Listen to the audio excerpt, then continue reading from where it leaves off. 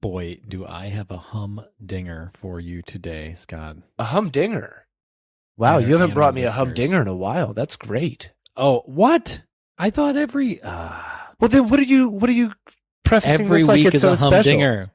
Well, then Okay, why are you okay, announcing you're right. it like it's special this time? I got you. I just like to announce it. You can't do it. It's one way or the other. I just like to announce it.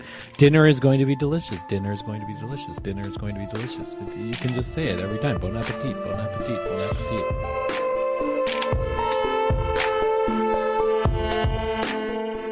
Okay, so here's the idea. Here's the solution. Humding me. Okay.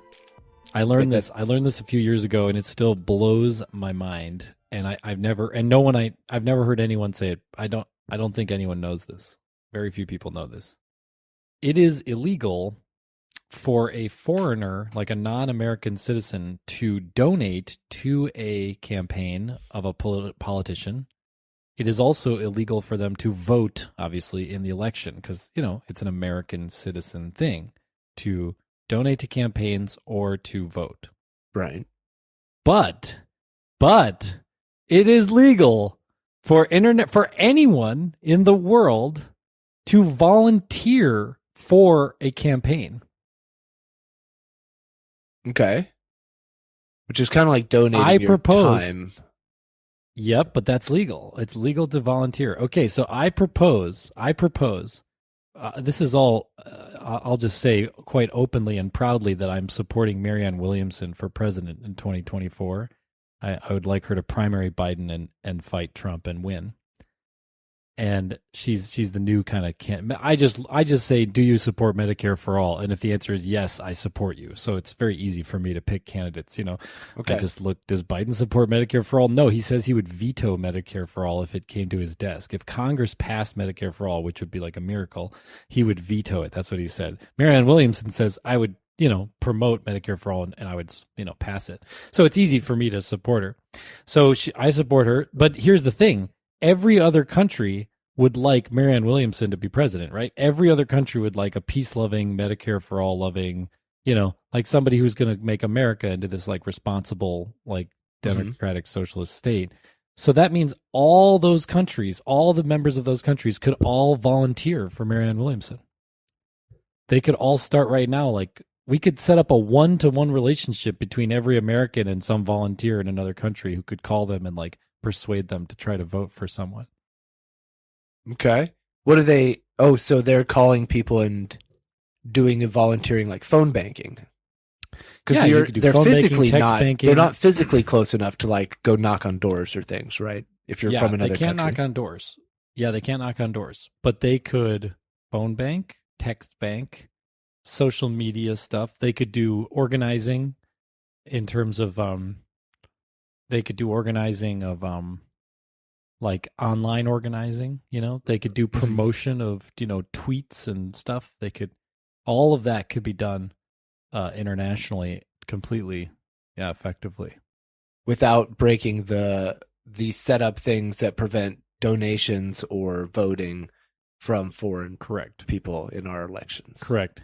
Okay. Correct. And this is interesting because there aren't any there aren't any international, there's not a lot of people around the world who are like, yeah, let's have the American war machine be like even bigger and even worse. Mm-hmm. There aren't any. But there's a lot of people around the world who are like, let's get America to be like more peace loving and less imperialistic, which means all those people who feel powerless, who feel like they're just watching the American elections, actually are not powerless. They could all get online, open up their phones and sign up and do text banking and volunteering and phone banking for the American politicians that they believe would be better for the world. It does kind of sound like you're encouraging the entire world to volunteer for your preferred political candidate, giving them a lot better chance in the upcoming election cycle or whatever. That's right. I can't fault it. It's a smart move. Well, I'm just saying it's legal, so let's do it. And if we do it, I think it'll help my politics because my politics is more international. It's more cosmopolitan. So what's the pitch to other countries? How do you get them on board with this idea? Do you say you have to get organizations, or do you want to try and get the individual people in these countries to I think join in? if just the fact that it's not illegal and just the fact that it's possible and allowed, if just that fact gets shared abroad, then that's it. That's all I want. I don't care if somebody does say, "Oh, I'm in Germany or I'm in France and I want a phone bank for Ted Cruz." Great, that's fine, because I kind of think there's not very many of those. You know? Yeah, sure. So I'm just like, let's just open up the floodgates here. We still have to try and motivate. I mean, people know that the fact is that they can volunteer at the food bank, but that doesn't mean that everyone does, or that they're not constantly needing volunteers. Right. You know, what can we do what's the pitch? How do we get someone? Is Japan? So you lived in Japan? I lived in Germany and Spain. In Japan, did people like turn on the TV and see like American politics all the time, or no? Was it more insular? We would see American politics that impacted Japan, I think, or that was just big, but not like internal American stuff that much. It wasn't like it was just different. It was like stuff that would impact Japan. But I was thinking like this may even be a bit foreign in a lot of places where we kind of have a weird election cycle where it's always going, and in some countries, in fact, in a lot of I shouldn't say a lot of countries. In a few countries that I know of, including Japan, there's a defined cycle for how far before the election starts that you can begin campaigning, and it's not 4 years or 2 years. It's a number of weeks, or a number of maybe a couple of months, but that keeps it from being where the politician's job is to get elected again instead of doing their real job, like they have to wait. Yeah. And it keeps the money spend for having to compete on an equal level you don't have to pay for as much for as long.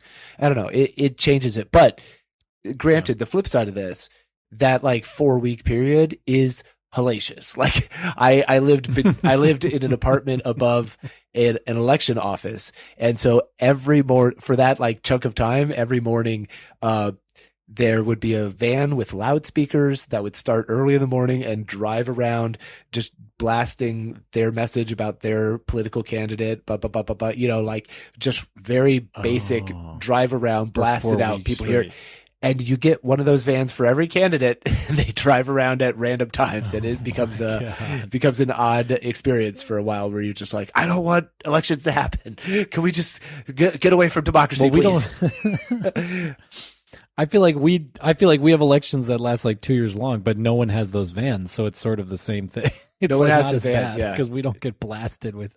But we get blasted with constant emails, fundraising emails. Instead, you're like, you're writing fundraising emails? Don't you have to do things in Congress? Okay, so we pitch it to them. We say, hey, look, obviously, Americans make bad choices sometimes. We could all look at the history of elections and admit that no matter what side we're on, you would agree with the statement: Americans make bad choices sometimes. Here's the important thing: Medicare would be great to have for everybody. This is the person who's behind it. Not going to war with other countries. This is the person behind it, and then pitch it that way, and say, now, did you know that you don't have to be an American to help make these things happen, et cetera, et cetera. I don't know. I'm trying to think of the sales pitch like it was like a podcast ad or something. So here's the thing. In Europe, I know in Europe, and I think also in Latin America this is similar. They are constantly aware of American politics, especially during election cycles. Like it's part of their news to just get the update on America. Because their countries are small and because American stuff has an outsized effect on the world. So so they see that. So there's a lot of people sitting at home in Europe just going, kind of waving their fist at the TV and being like, well, those stupid Americans. And when I was there, a lot of people would say, oh, gosh, I really wish I could vote in America because boy, would I would really vote a different way and I would vote a certain way. I would want America to have certain politics, and they were sometimes more educated. I mean, not maybe now because I'm very into politics, but at that time I was like a teenager. There was people who knew a lot more about American politics than I did in Spain or in Germany, and so especially in Germany, they were very aware of what was going on. And so they feel like they don't have any power and they would like to have power in America. And so what I'm saying is they actually do have power. They just don't realize it because no one ever said, actually, it's legal to go and volunteer. You can text. You can have a much more power than just the standard voter. The standard American voter doesn't do any political organizing. They just decide where they're going to vote and they go and they vote. The people with real power in America are the people who organize and show up and text bank and phone bank and really volunteer. Those are the political class. They really decide the outcomes of elections, which means you could actually have non-American citizens having a pretty outsized effect on our elections just through volunteering. And I actually think that's a good thing because it's not money and it's just persuasion. It's just time. And that's great. I think that would be a great thing. I think, and even if they shut it down, if we got just one election where we used it effectively and we got we swept the board with Medicare for all and pro, leftist people for tons of an army of foreigners all volunteering. And then maybe the next year it got canceled. It was oh, we can't do that anymore. Volunteers have to be American citizens or something. Okay. But that wouldn't erase the fact that we got one election straight across the board where it was all leftists won, for inexplicable reasons. I mean, the optics, there is some issue with the optics where you're we got this dark horse candidate elected through the support of tons of foreign nationals and non-Americans. There might be a bit of an optics problem. Well, yeah, but sure. I like upsetting apple carts. There would be an interesting reaction to see what would happen. I mean, Americans would still vote for them. So it wouldn't be there was voter fraud. It would just be persuading those voters. Or really, what you really need in America is you actually don't need to persuade anyone to switch. That's the thing people don't understand. There is you know what the biggest party in America is? The biggest voting bloc is? No. People who don't vote. Oh, right. People who don't vote. That's the biggest voting bloc. So all you need to do if you want to win an election is just activate the most people who would otherwise not have voted. You don't need, I'm not saying, some German guy is going to call some Republican in Arkansas and be like, hey, you should really, switch to be a leftist or something. No, you don't need to do that. You don't ever need to do that. All you need to do Mr. Braus. Hello. Have you heard of Bernie Sanders? Would you like to talk about Bernie Sanders, please? Yeah, exactly. Excuse me, may I have a minute of your time to talk about Bernie Sanders? Exactly. So it would be all of Iceland turns out for Bernie Sanders.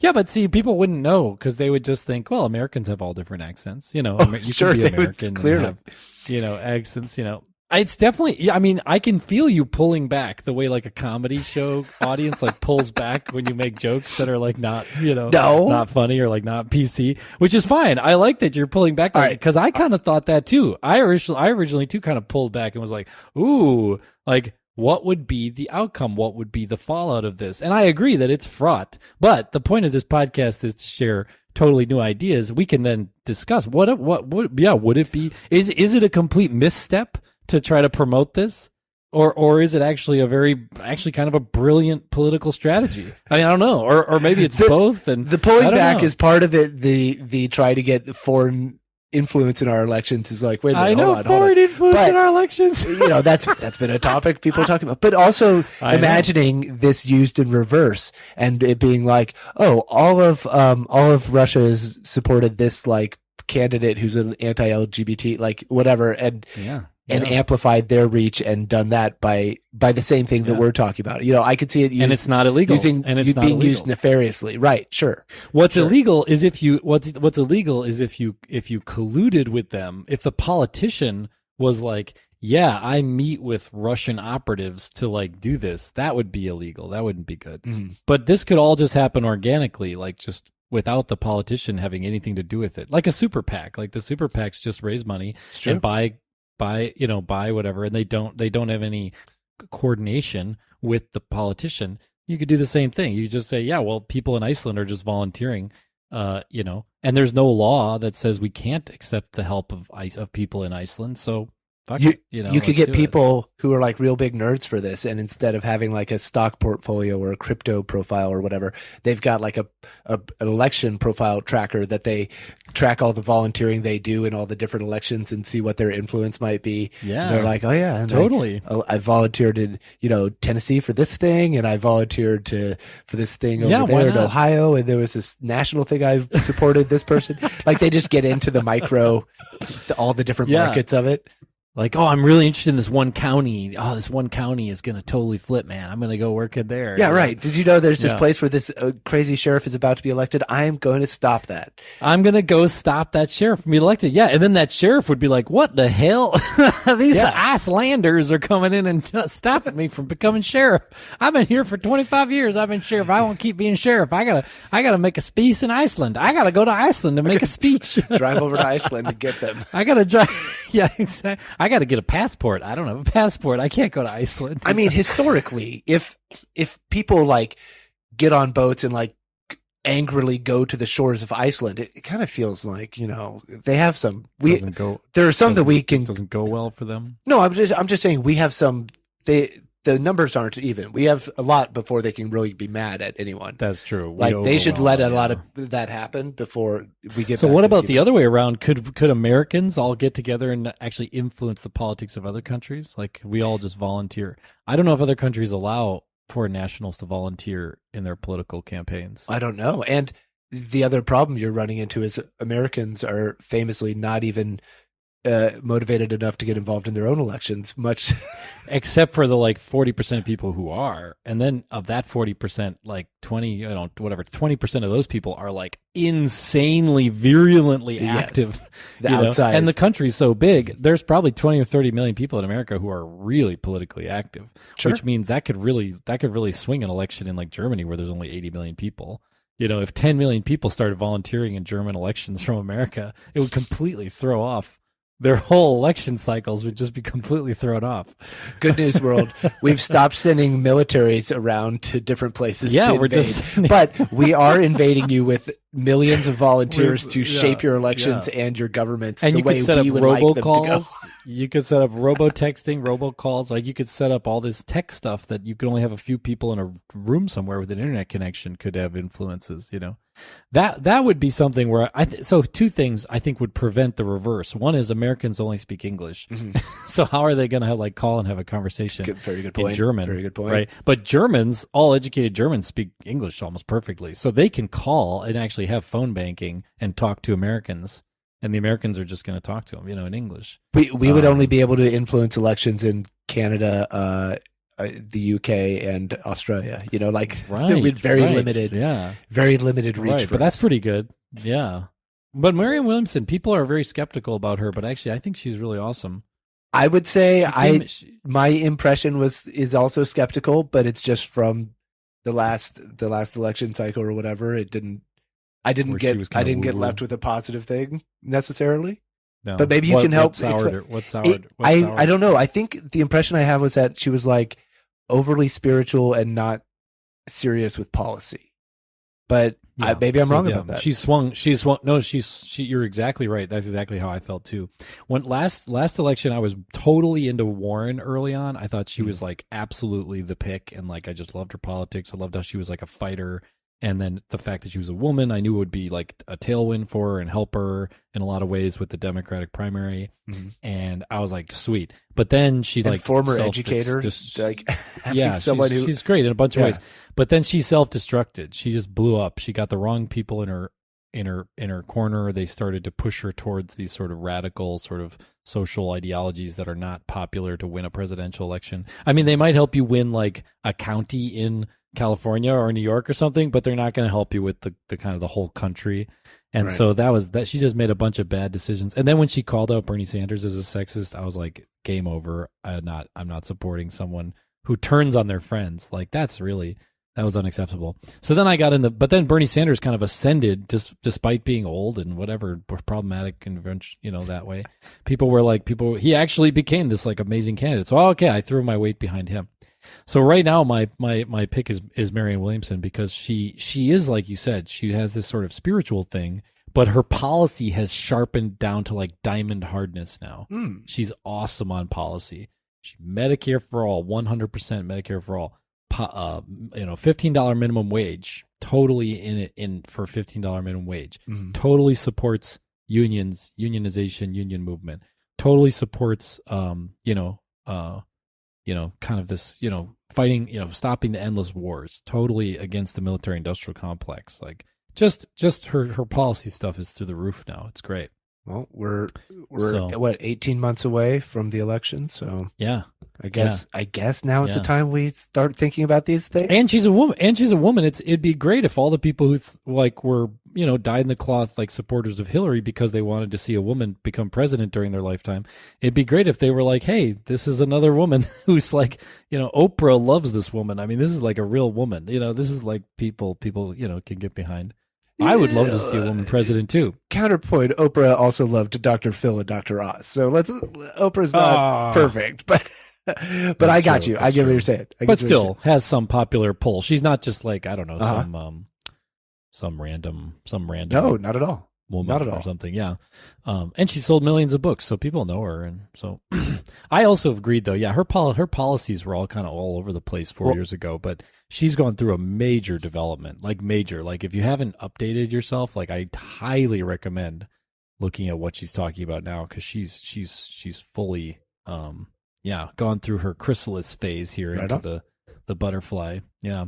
Cool. But whatever, it doesn't really matter. The point is really about the policies. I don't actually really care who brings the policies. I just care if someone says Medicare for all, I will show up and do whatever you want. Like I will come and help you, Now wait, how did this gap in the volunteer situation, like how did this come to your forefront of you? Like how did you come to I was a volunteer for the Bernie campaign 4 years ago or 3 years ago. And I was a pretty major volunteer, not in terms of power, but just like I was there, 3 days a week, phone banking, and I was there for meetings, and I was there, and I was working a full-time job, so I didn't actually become part of the actual like organizers, like the actual leader people, but I was like a major organizer person, and I recruited like 5 or 10 people to all come in and also organize with me and like all phone bank and like really get into the campaign. So I was really like trying to help really grow the base. And so I was very concerned with, I was like, well, how do we get more volunteers? And so I my brain was going all over the place like it does. And I was like, oh, you can get international people. And I researched really seriously, like, wait, what's the law? Like, could you do it? Could you not? And it's like, you can, that's the crazy thing. You totally can have international people volunteer for any political campaign in America. There's no law against that. Now, if we did it and there was a ton of international people, there might be laws that pass the next year that say, no, you can't do that. But right now, there is no law against it. And you know what you got to do when you want to win things is you got to use everything you have at your disposal. Yeah. I think you could spin it to a positive too. I mean, I think you could say, look, we're part of a global movement for justice, a global movement for peace, a global movement for, right? And so then we're following the law. No one's donating any money, no one's voting, but they are part of this global movement to support, saving the climate. Marianne Williamson's very good on climate. She's absolutely against this, like all this, Biden's going against his promise to not open up any oil on federal lands. He's going against that now and allowing 5 or 3 oil pads to be put in the Arctic Circle. And so she's, called that out and said that's bad and would never, she's totally against the, petroleum industry. So global climate change. Here's the natural advantage you just get when you employ this method is that Americans think that someone with an accent is going to be, mostly going to be smarter and have like a more intellectual, like you just automatically assume because of our TV seeing people with accents as, the doctors and the different important status acting people. So if someone calls them, they're like, excuse me, sir, have you thought about Marianne Williamson? You'll be like, I don't know. This guy sounds like an intellectual. You're like, We should flip this idea. You haven't really criticized it well enough. Come on, Scott. This is a really, really bonkers idea. I think it would be really dangerous. This is like playing with fire.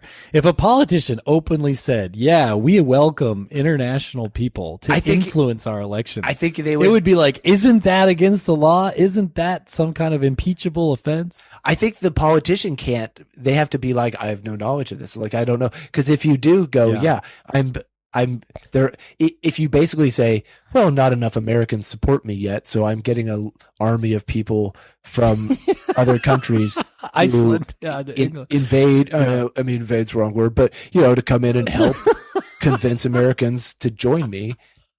The optics look bad. What are you gonna do? Optics are bad. The optics are really bad. But in a way, doing it is so flagrant that actually you might get into the news cycle really strongly. Which is good, good way, or is this in a way, there's no such thing as bad publicity or whatever? Yeah, there's no such thing as bad publicity because again, what you're trying to do. Howard Dean would disagree that there's no such thing as bad publicity. Like certain people have been destroyed by. How's that for a reference? Yeah, exactly. How's that for an old reference? That one bite took him from front runner to. It's just what happens sometimes, right? I mean, there had to be other things. It couldn't have just been that he went like, oh. Dude, that thing. It was a weird moment. I feel. I don't know. I don't remember it super strong. He did make a weird sound. Well, I don't. I'm not criticizing the sound. I'm just saying the reaction and how much that affected his is capable of making that sound. She stays pretty chill. Excuse me, Miss Williamson. Could you do the Howard?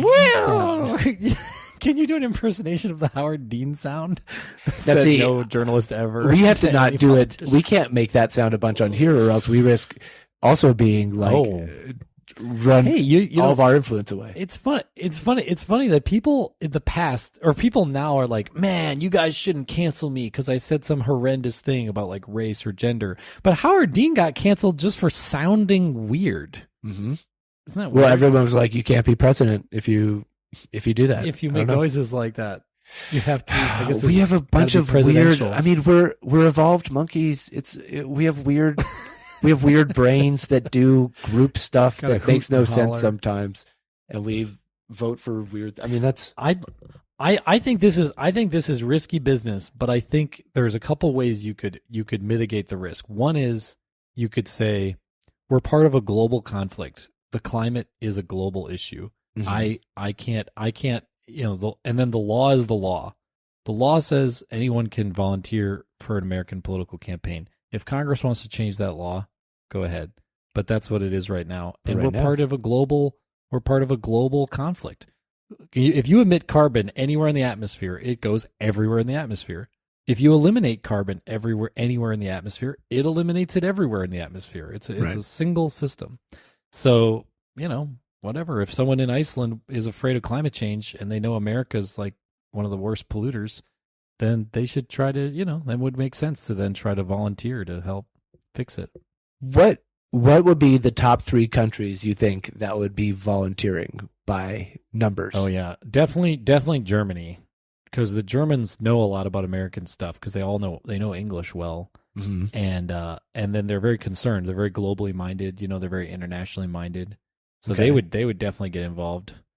The danger is that our sort of enemies actors, right, would get involved, and that's what happened. Well, that's what I was election, saying. Yeah, right? Yeah. But that's already happening. So what we need is the goodies to come counter the baddies. The white hats to swoop in as well. Exactly. Yeah, we need the goodies to come in and be like, no, we're supporting like a good candidates and helping instead of just the Russians and Chinese people or something sort of trying to throw us off. And not even obviously those aren't monoliths, right? There would be plenty of Chinese people who would support whatever, and there'd be plenty of Russian people who'd support all different people. But obviously, the only thing you hear on the news is going to be the ones that are kind of being bad. This is going to impact foreign economies because these wonderful, great volunteers are getting up in the middle of the night so that they can call Americans during the right time. Yeah, and they're losing out on sleep. They're being sleep deprived. They're pouring milk into orange juice for their families. It makes no sense. They're falling asleep in their cars. We got to figure out how do we make up for the just the economic loss to the GDP of these other countries, their right? sleep laws. From the sleep These deprivation. countries don't have very big GDP. They don't have very big GDP. Oh, okay. You know, that doesn't matter. Okay, this cool. is like France. Cool. France. When I first arrived, I was in France. Like I took like a train from Spain into France, and the first thing I saw was 4 French guys pushing a Peugeot car because the engine had died. I was like, man, France. These guys, they don't exactly have the German sense of engineering, do they? It was actually a deliberate choice by the French. The French actually deliberately did not embrace industrialization. They deliberately said, we're going to build an artisanal economy based on artisanal work, not industrial work. Okay. That was like a choice they made. And so, yeah, when you're in France, it's like, yeah, they have great cheese and meat and, you know, everything's like handmade, which is great. But then, yeah, the mechanical stuff doesn't work very well. Well, then if your car breaks down, you sit and have fantastic food and drink some amazing wine. Exactly. And chill Who out. cares? You have an amazing life. Yeah, exactly. It seems like you get 3 of your friends and you get a little workout. Yeah. How do you know that they weren't just pushing the car because they wanted to? How do you know it's because the car was broken? Maybe we can, if we get a bunch of Americans to go in, like crack shot political advocate Americans come in, influence the French government, man, they'll be like a capitalist, imperial country overnight. You know, we'll get those American. They'll get the Second Amendment passed. They'll have gun rights. Yeah, but I don't think that's bad, right? That we don't want capitalism, hyper capitalism spreading everywhere. No, but I mean America. Raise your CEOs. But that's what happened if Americans in did comparison to your workers, and countries are like, why? Yeah, like, right. Because that's the way to do it. Yeah. You're pulling back, Scott. It's okay. I'm not pulling back. I don't have anything. Let me just say I'm not completely in favor of this like unreservedly. I think it is a bit like playing with fire, but I think I'm trying to promote, because I think the natural response is to be like, ooh, that's kind of risky, don't do that. I'm plumbing the depths of like, what if we did really embrace it? And I'm trying to see where it would go. Wondering if you would lose a similar amount of support that you would gain because of the optics of it. You know what I mean? Like, I wonder how it would shake out. Yeah. If some people are like, I would never vote for someone who did that, versus all the people that the volunteering makes you go, oh, I would vote for that person. Do they shake out one way or the other? Do they even out? Is it one side heavier? I don't know. Yeah. But we haven't, the point is we haven't tried it. And so we don't know what it turns out. And right now the loophole is open. Yeah. And if it went badly, I guess the loophole would be shortly closed. Let's put it this way. 90% of Americans, or something, 80 or 90% of Americans believe there's an outsized influence of money on politics. Yes. Okay. I'm in that group. And a large portion, this is left and right, a large portion of America really distrusts like money in politics, like being able to like, buy elections and stuff. Okay. You can know just by looking online, opensecrets.com or whatever, you can know exactly how much dark money has gone to all the different politicians, and which politicians are basically just bought and sold by these like evil dark money corporation super PACs, right? That's all known. That doesn't seem to negatively influence people's elections, right? They still win elections. Okay. So is it worse to be like, oh, I'm Kristen Sinema. I just got millions of dollars from the pharmaceutical company and I blocked Medicare from negotiating pharmaceutical prices. Okay. What about, okay, I'm this politician who's running and I'm pro Medicare for all. And I don't coordinate with them, but I'm aware that there are tens of thousands of volunteers who are foreign nationals who are volunteering for me. Which is worse? I mean, I feel like the money thing is way worse. Yeah, the money thing's worse. Yeah. But so we would also probably just try and get the money out. Yeah, that's a whole nother tangle. If there was a lot of foreign nationals volunteering in politics, would 90% of Americans believe we got to get foreign national influence out of politics? Or would they say, maybe, well, actually, a bunch of those foreign nationals really are actually on my side. So actually, I think those are good.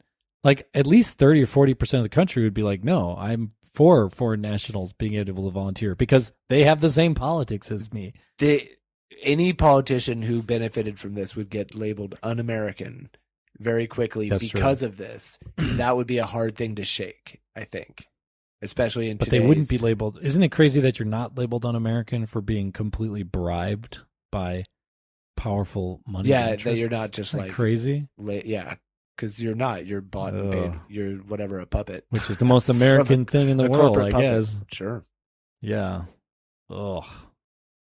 Well, okay. You're right. What account? Yeah, it's definitely fraud. But I thought I would just point out that loophole. I thought the loophole. I had no idea, and it does seem like a thing that if it was used in any large amount, everyone would go, wait, whoa, do we want this to happen or not? Like, it would be a discussion.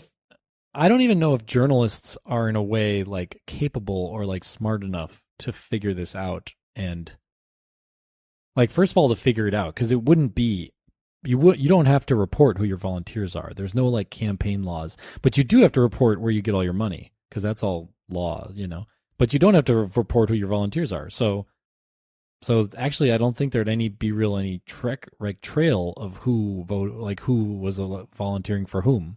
So I don't think anyone could ever really get their arms around it. I think it would be like dark money. It would just be like, it would just flow through the system and affect things, and there would be no way to like know. Nice to talk to you. No, good day. I'm from Kentucky. That's absolutely. I'm down under Kentucky. Oh no. Oh, sorry. I gotta go. Goodbye. Yeah. Yeah. So okay. So you're making me wonder about this. Yeah. But I was just fire. I was like, I feel like it'll be obvious that you can't hide it. I don't think you would be able to hide the influence. And if you did, I think that might be a problem if it came out, because that's the issue, right? If you'd want to be out in the open on it, and you would be like, this is a tactic we're using because this is a loophole that is there, but we're using it for good reason. If I were a politician, I would secretly promote it, like give the nod, like the green light to my supporters, like, yeah, go do that. Maybe in private. And then I would just ignore it. And if it ever got out and they started to actually ask me questions about it, I would say all it's a legal thing. All campaigns have supporters from all parts of the world. I don't know what you're talking about. And then it would become a question of, wait, who has what supporters from what? And sure, if some investigative journalist went and actually figured it out, they would find that there's all kinds of supporters from all over the world, because it's legal. It's happening already, I think. Or maybe you flip it on its head and you lead with that. And you're like, I'm the planet's candidate, and you're like, you call yourself, I'm Captain Planet or whatever, and you start from the beginning, and you're like, I'm gonna poll not just my constituents, not just the Americans, I'm polling the entire world. Constituents from the whole world. That, like you that's cool. That thing. That's cool. Maybe you fall on your face, maybe not, but it's a gimmick. Yeah, it but definitely you'd certainly make the point. You'd make a little bit of a splash, possibly. You would. You'd be the first global candidate. Mm-hmm. That's interesting. Yeah. Well, anyways, I'll just say clear, Marianne Williamson's not doing this. She's not like somehow. She's running a very sort of straight down the line FDR campaign. She's just saying, I support workers and workers' interests, and that's it. And historically, that's the most popular platform anyone has ever had. I mean, FDR won election 4 times. The only reason we have limits on presidential terms is because FDR kept winning, because he kept promising the working people of America great stuff and kept delivering to them great stuff. And so, I think people should keep their heads on a swivel with any politician who comes in and says Medicare for all, unions, affordable housing, end the endless wars, all these things, higher, what's it called? Minimum wage. These are things that are wildly supported across the left and the right, at all these levels. And so even if someone's weird, right. So Marianne Williams, she's a little bit of a weirdo, people think, or she's a little whatever. It doesn't really matter. She's saying the policies that are just across the board the most popular in America and really everywhere. So cool. I think people should keep their head on a swivel. Well, anyways, that's the idea. Okay. I hope no one's scared or offended by this. The point of the podcast is new ideas. That's what this is. Here we go. I have never heard this one. And I didn't know about that loophole either. Yeah. That's interesting. Very cool. Yeah, we'll see. All right, Adam. Well, thank you for yet another solution for us from the multiverse. I don't think we said welcome to the show, but welcome everybody, and now it's time to go. But yeah. Well, thanks everybody. See you next time. Bye. Bye.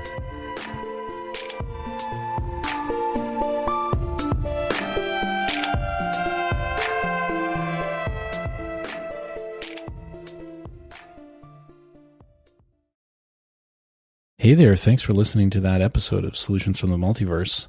Yeah, we're back with a little after roll. Hello. Hey, after roll. Roll that after roll. So basically, we want you to subscribe.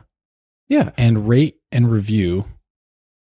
And tell someone, like, take your favorite solution and send it to someone who you think it would like blow their mind to hear it. Yeah, we love making the show. We're proud of it. And we're excited. We want other people to show. We know that the main way people find podcasts is word of mouth. I know that's true for me. I listen to my friends who also listen to podcasts tell me about ones, and I go, okay, I'm cluing into that. So we want to be part of that chain. So thanks for being a part of Solutions. Yeah. Thanks for joining us, and we'll see you again real soon. Bye. Bye.